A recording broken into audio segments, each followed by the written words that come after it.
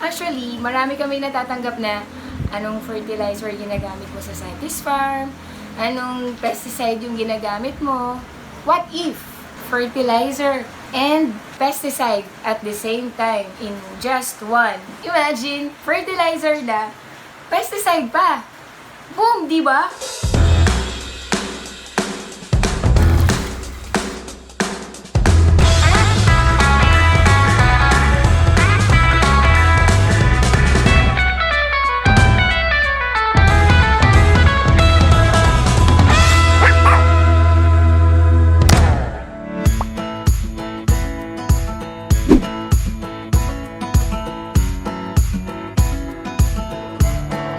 Hello there, Santi's fans! The search for the best fertilizer and the best pesticide is on.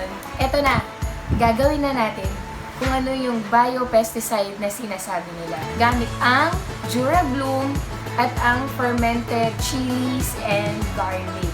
Tara, gawa na tayo ng biopesticide natin.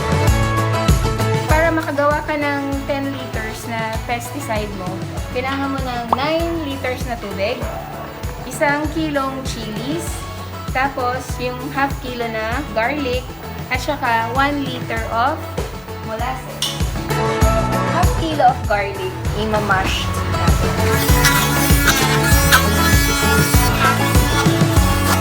Kung walang ganito, dikdikin nyo, tatlalin nyo na lang. Gagawin nating pesticide natin. So, yan. Kailangan nyo pong mag-mask kasi medyo masakit sa ilong at lalamunan yung sili.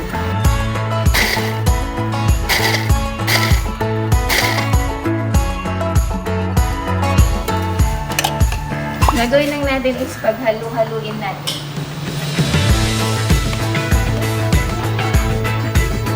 At ihalo na nga natin ang ating molasses. Ngayon, kailangan natin ng cheesecloth. Ito ang pagtatakip natin para makapasok yung air.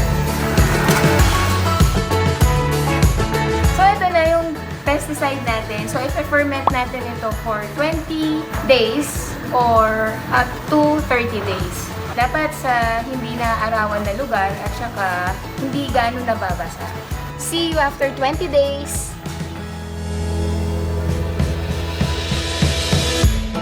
So, ito na yung itsura niya after 20 days. Sinala na natin siya, tinanggal natin yung sili at yung bawang.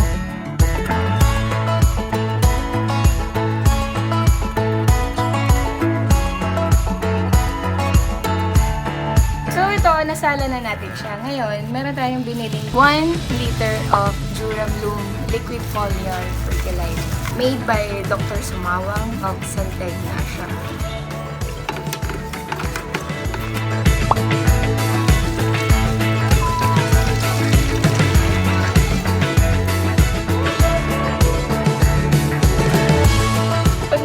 Pagkaka-store sa kanya, sabi ni Doc, pwedeng magtagal up to 1 year itong timplang to.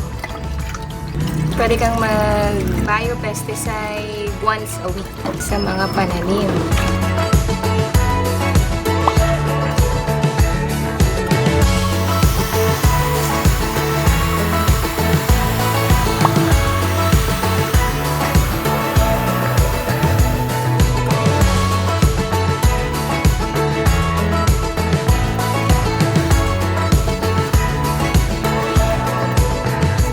How you make your bio-fertilizer.